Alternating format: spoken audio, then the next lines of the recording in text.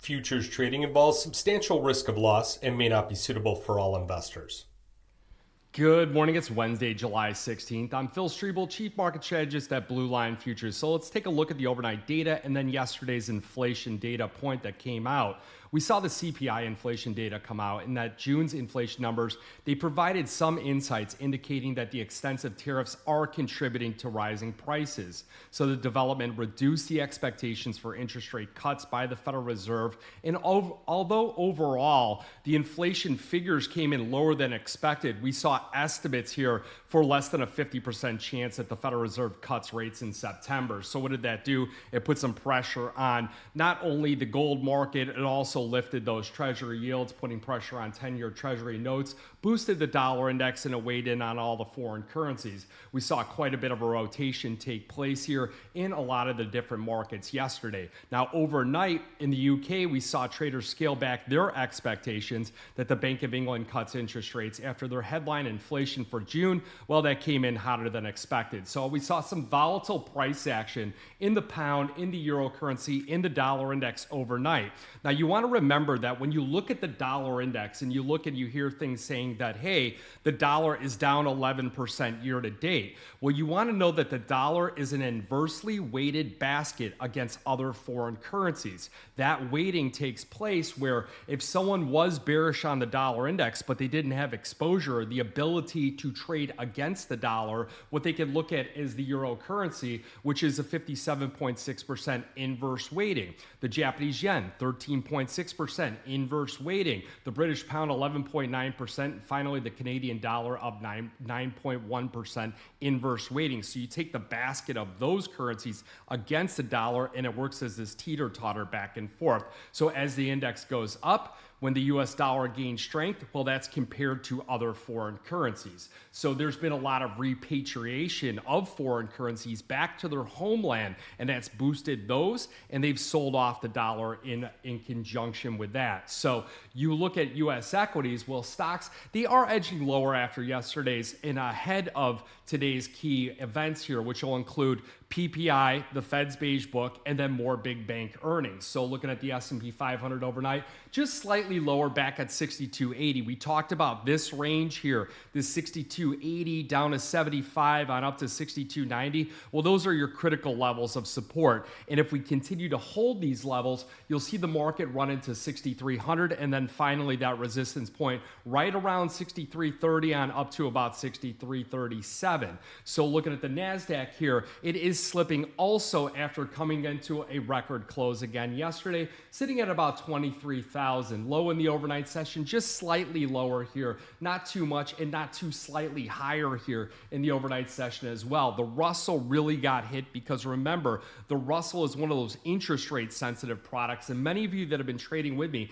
have been long Russell exposure and small cap exposure. We trimmed much of that late last week. We also trimmed some of the gold market last week. We also trimmed some of the 10-year treasury notes that we were holding last week in anticipation of this CPI data coming out. Now we'll start to look at, with that particular data point behind us, we could start to look at adding this exposure back here. Not a recommendation to the public. You'd have to be working with me closely where I would know your particular risk tolerances, objectives, things like that in order to implement some of these different structures here. So looking at the data, we do have 10-year treasury yields backing off about a tenth of a basis point, sitting at 447. That 4.5 mark kind of closing in on it, 4.5%. That's going to be also a critical resistance point, and it'll also get the talking heads discussing 10-year treasury yields as well. Do you want to look at the volatility index? Well, it's slightly higher here, but you're going to have that July contract expire this morning.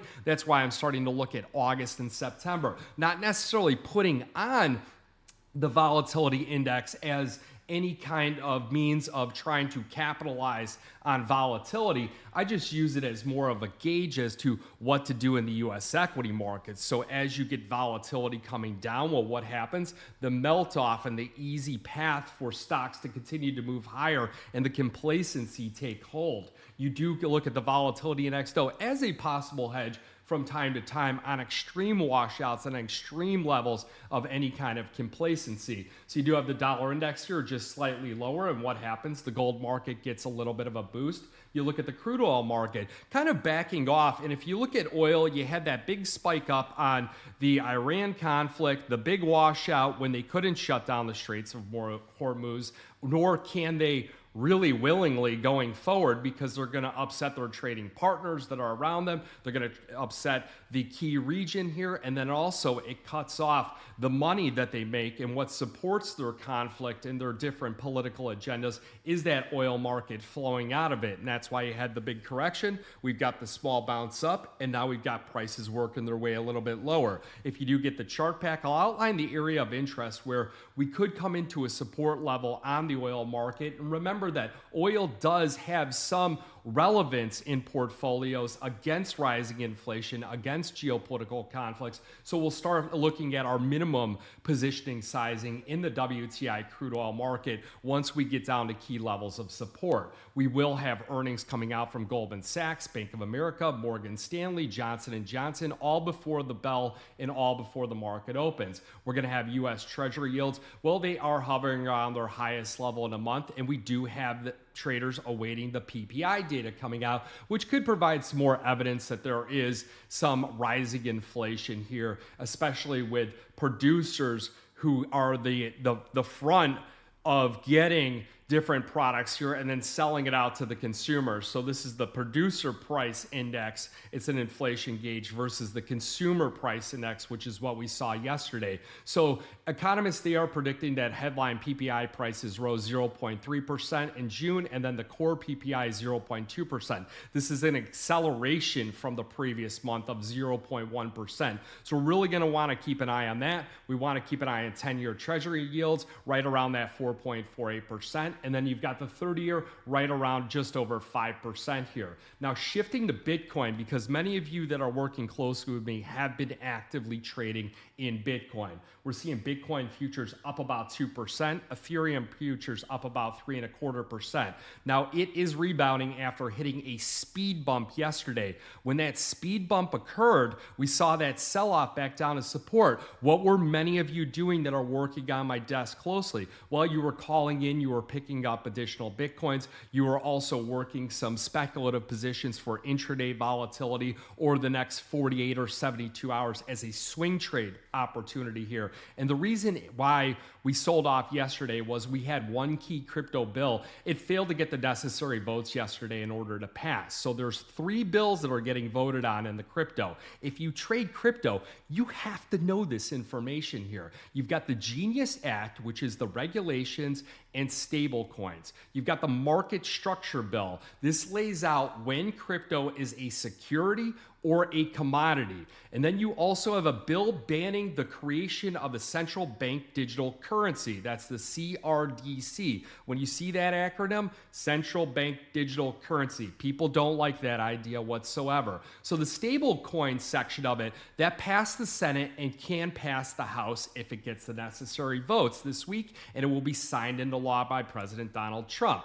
Now, the market structure bill, that's where things have problems. That's where even myself, I do have a problem with it. And being a trader for the last 25 years and covering things like what we just broke down with the dollar index, with the euro currency, the British pound, things like that, you look at what is Bitcoin? Is it this crypto? Is it a security? Is it a commodity? I could tell you one thing that crypto is not, is it is not a currency. And hear me out for a second on this, because currencies do not move 10, 15, 20% in a day-to-day range. What would happen if all of a sudden your dollar lost 20% in a day? Well, what would happen is that the military would overthrow the government, a coup would happen, and people would be very upset with the government because you can't have that price instability. You can't be taking a wheelbarrow of Bitcoins over to your local grocery store here to buy a loaf of bread. It just doesn't happen. This isn't the Weimar Republic. So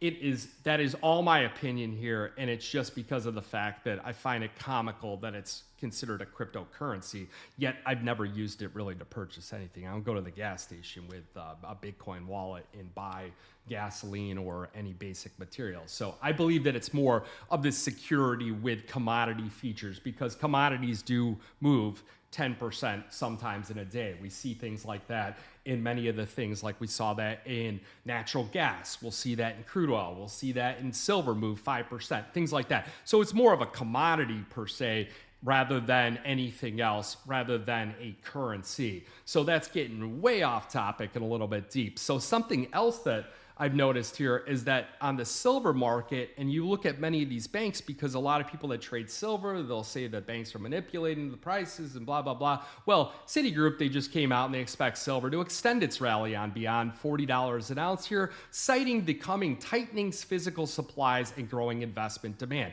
Now, why would Citigroup have an increase? Why would any of these banks have $40 and $50 price targets if they're manipulating the prices? Are they trying to bait you into the higher prices, sell it back to you, and slam the prices down? I don't know, but that's a whole nother rabbit hole. And we're getting into too many rabbit holes on this particular program. So they're saying that the recent silver price rally here is not just catching up to gold, but it's really a reflection of stronger silver fundamentals. And I really believe in this. And this is where I come in, and I believe in silver as a product because of the fact that the 54% industrial demand, the manufacturing demand, the typical tailwinds that we see once gold tends to peak, what happens going forward here. You look at the financial crisis, you look at COVID.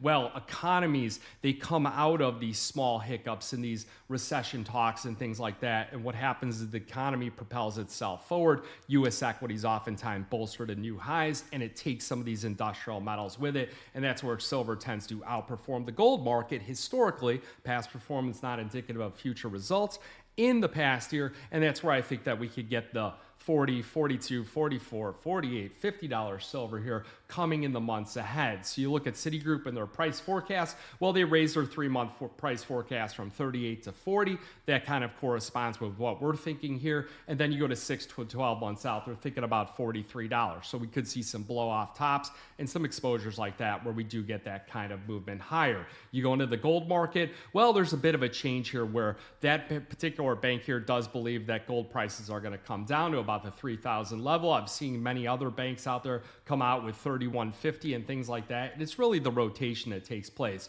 Goldman Sachs is one of the most optimistic ones out there with $3,700 price target by year end and 4,000 by mid 2026. So we'll see who is right and who is wrong on this particular things. Otherwise, ETFs, they added a little bit of gold here yesterday. They took off quite a bit of silver. Another 4.2 million ounces here of silver was sold out. So you get the gold silver ratio at 87 to 1. Now looking at some outside markets here, one of the markets that I'm going to monitor here today, well, two of them, for instance. One, natural gas prices swinging and moving higher. You do have a tropical storm here that should cut across the state of Florida, could impact some of those rigs and things like that just off the Texas coast, and natural gas production could be shut down, oil production, things like that. So I think natural gas prices, this is where we're seeing some volatility. Plus, it's quite hot with heat index down here at 116. I can't even go outside. Secondly, a market that I'm looking at here, which could have posted a long-term low here, is the sugar market, which has a bull flag. You get the chart back. I'll throw that up on there.